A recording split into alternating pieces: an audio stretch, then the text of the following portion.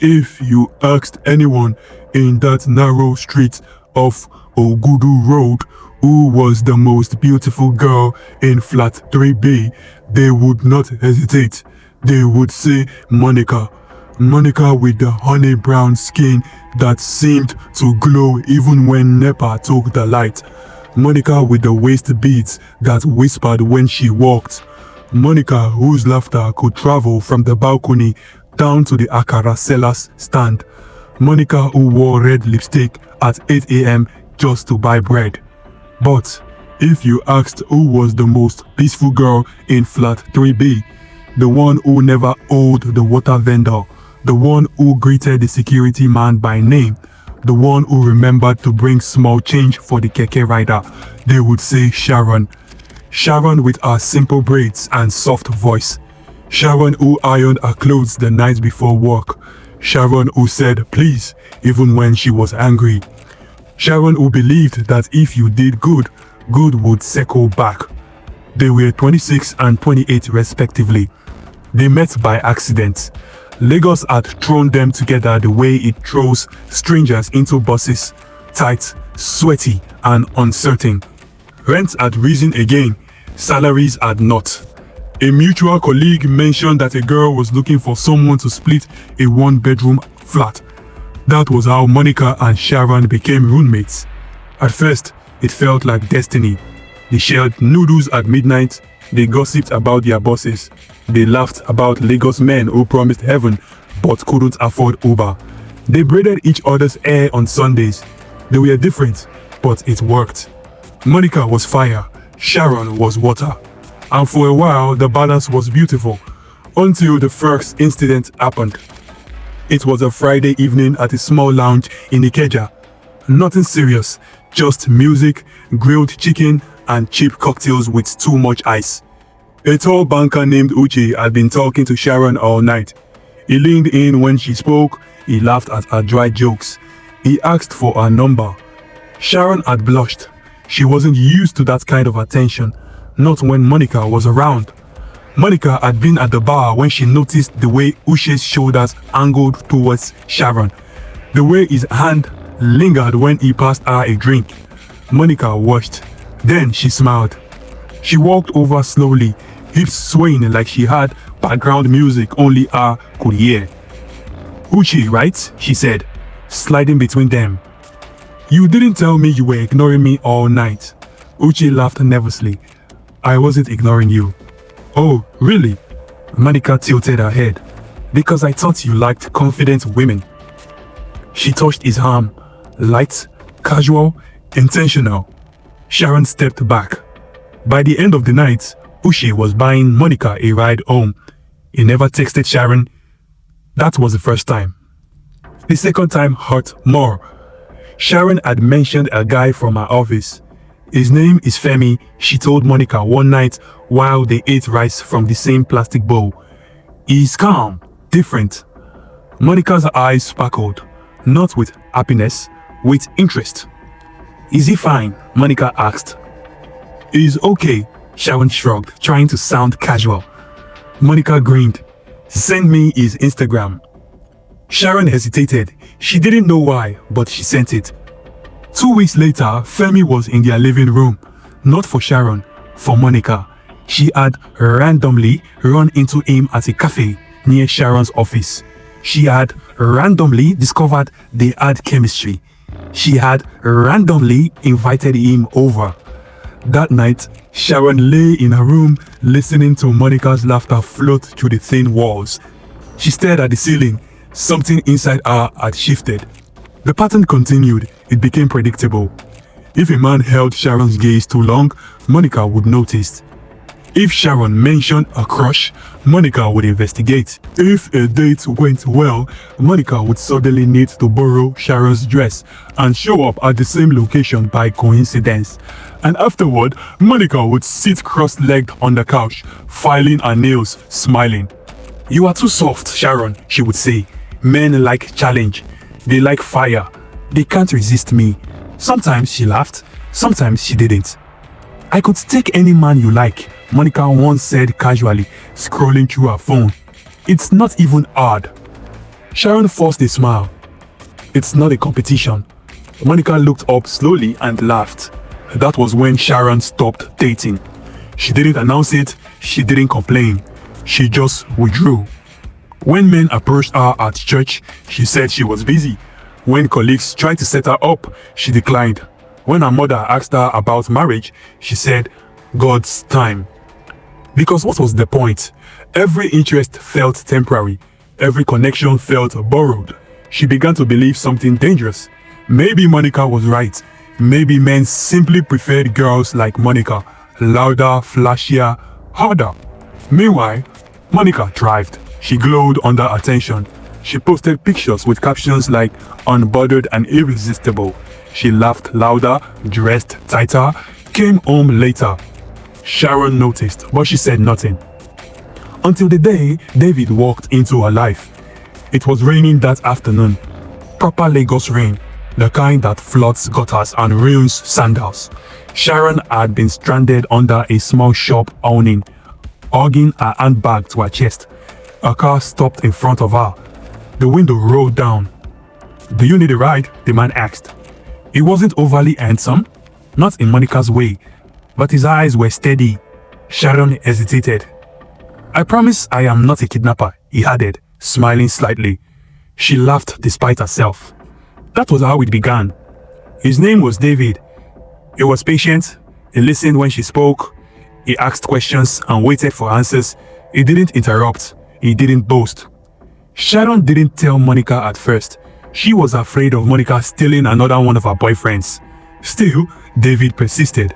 He called consistently, showed up on time, remembered details. He made Sharon feel seen in a way that was quiet but powerful. For the first time in years, hope crept back in. And that terrified her more than Monica ever had. One evening, as Sharon smiled at her phone, Monica looked up from the mirror where she was applying lip gloss. "Who is that?" Monica asked lightly. "No one." Monica narrowed her eyes. She capped her lip gloss slowly, watching Sharon's reflection in the mirror. "No one?" Monica repeated, her voice sweet but sharp at the edges. "Since when does no one make you smile like that?" Sharon shrugged, trying to sound bored. "It's just someone from work." Monica turned fully now, leaning back against the dresser. "What's his name?" "It's not serious, Mon." "That's not what I asked." Sharon hesitated. And in that hesitation, Monica knew, the same way a cat knows when something is moving behind a curtain. "His name is David," Sharon said finally. Monica rolled the name around in her mouth. "David." She smiled. "Is he fine?" Sharon felt her stomach tighten. "He's okay." "Okay how? Fine okay or manage okay?" "Monica," Sharon shouted. "What? I am just asking," Monica replied. Sharon stood up. "It's not like that. We just talk." Monica's eyes flickered. Talk? That was how it always started. Over the next few days, Monica watched. She noticed when Sharon stepped out to take calls on the balcony. She noticed when Sharon started dressing with a little more care on certain evenings.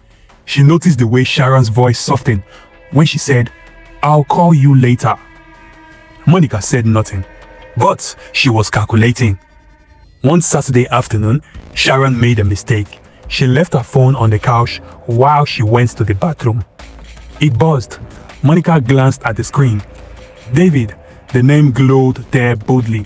She didn't touch the phone. She didn't need to. The seed had already been planted.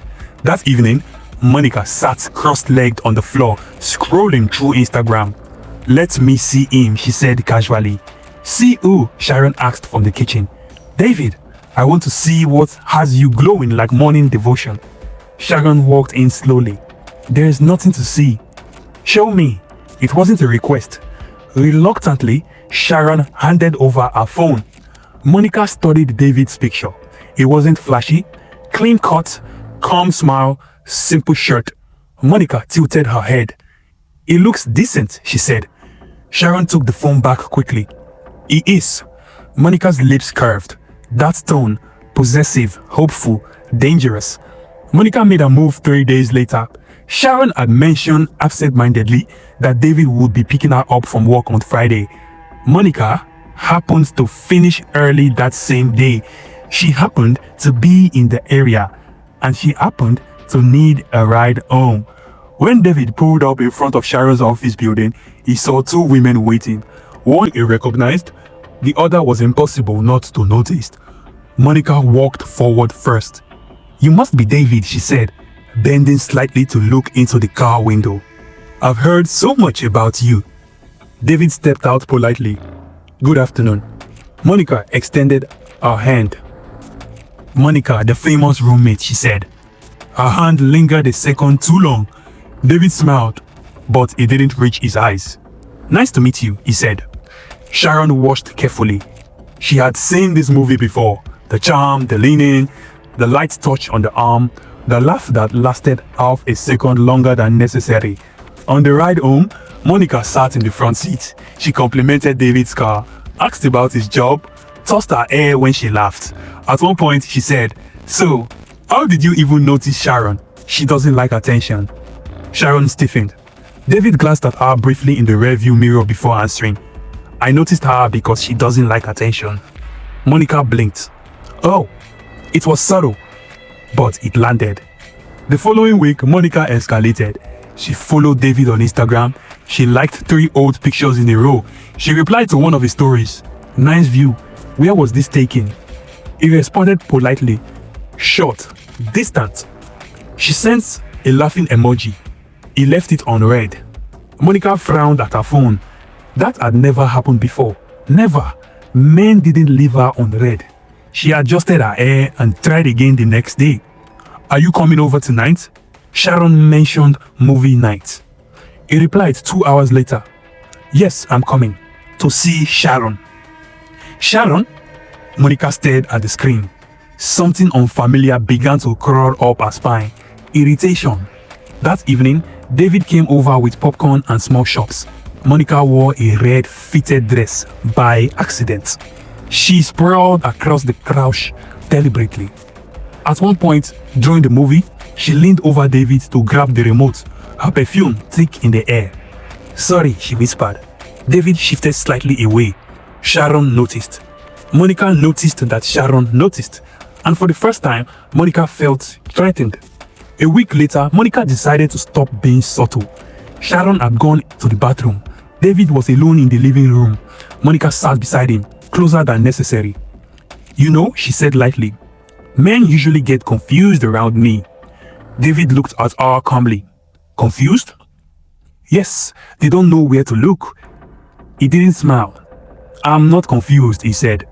Monica laughed softly. "That's what they all say." She touched his arm. He gently removed it. "I respect Sharon," he said, simply. The words were quiet, but they hit like a slap. Monica's smile froze. "I'm just being friendly. And I'm just being clear," he said. Silence stretched between them. When Sharon returned, the air felt different, tighter, heavier. Monica stood up abruptly. "I'm tired. You two enjoy." She walked into her room and shut the door. For the first time in years, she had been rejected. Not ignored, not delayed, rejected. And not for someone louder, not for someone prettier, for Sharon. That night, Monica lay in bed, staring at the ceiling. How? How could someone choose Sharon? Sharon with her calm voice and careful steps. Sharon who didn't compete. Sharon who didn't try. Something twisted inside Monica's chest. It wasn't just jealousy. It was disbelief. Because Monica's entire identity rested on one truth. She was the one men chose. If that wasn't true, then what was she? The tension in the flat became thick. Monica stopped pretending to be interested. She stopped asking about David.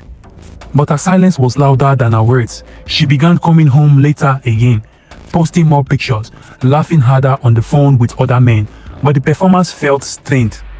Meanwhile, David grew closer to Sharon. He saw small things. The way Sharon hesitated before speaking about Monica, the way she shrank slightly when Monica entered the room, the way she downplayed her own feelings. One evening, after dropping Sharon off from dinner, David held her hand before she stepped out the car. Why do you stay? He asked quietly. Sharon frowned. Stay where? With someone who doesn't respect you, David said. She looked away. It's complicated. No, he said gently. It's expensive. She gave a sad laugh. That's too, she said. How much is your half of the rent? David asked.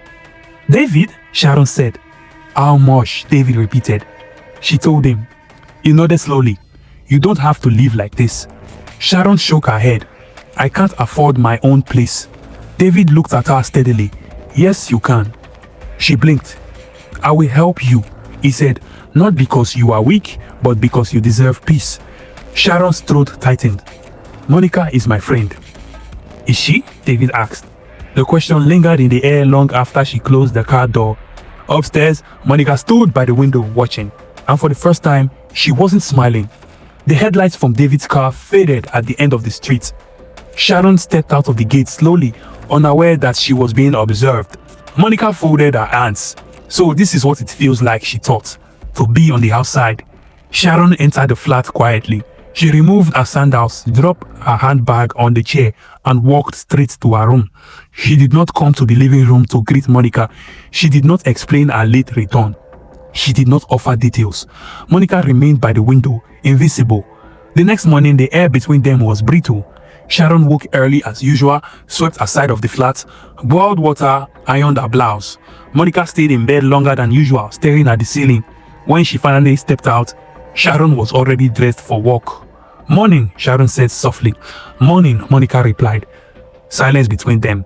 Then, casually, too casually, Monica asked, So, how's David? Sharon paused. He is fine. Still confused, Monica smirked faintly. Sharon met her eyes. He is not confused. The answer was steady, not defensive, not apologetic. Steady. Something about that steadiness unsettled Monica. Days passed. David came around less often, not because he was distant, but because Sharon no longer wanted the tension. They met outside, restaurants, walks, quiet evenings in his car, talking about everything and nothing. And slowly, something changed inside Sharon. She began to see herself differently, not as someone competing, but as someone already worthy. One evening, David took her to a small rooftop lounge overlooking the Lagos skyline. Nothing extravagant, just lights blinking in the distance and the hum of traffic below. He watched her as she spoke. You know what I realized? Sharon said quietly. What? I stopped living fully because I was afraid of losing. David didn't interrupt. I shrank myself. I stopped dating. I stopped trying because I believed I would always come second. She looked at him. I don't want to live like that anymore. He reached for her hand. Then don't. That same night, Monica was not at home. She had gone out with a group of friends. She had laughed loudly, posted pictures, took videos, but every time she checked her phone, nothing from David, nothing to prove she could still win. And winning had always been her oxygen. She returned home that midnight. Sharon was awake, sitting at a small dining table with papers spread out. Monica kicked off her heel. What are you doing? Sharon didn't look up. Looking at apartments, she replied. The words landed like a glass shattering on tile. Monica froze. For who? For me. Silence between the two of them. You are joking, right? Sharon looked up now. I'm not. Monica laughed lightly. Because of a man? No, Sharon said calmly. Because of me. Monica's smile faded. You cannot afford it. I can, Sharon replied. With what? Wishes? Monica interjected. David is helping me with the deposit, Sharon replied. There it was, the final blow. Monica's chest tightened. So you are running away? Sharon shook her head. I'm choosing peace. You are choosing him. I'm choosing myself, Sharon said. The words echoed in the small flat. Monica stepped closer. All this because I flirted a little? You are overreacting. Sharon stood slowly. It was never little. Monica rolled her eyes. Men like me, Sharon. That's not my fault. And I am not blaming you for being attractive, Sharon replied quietly. I am blaming you for enjoying hurting me. The room went still. Monica opened her mouth. She then closed it.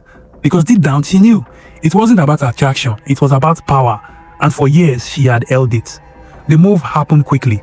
Within 3 weeks, Sharon signed a lease on a modest one-bedroom apartment in Surulere, smaller than the flat she had shared with Monica, less flashy, but it was hers.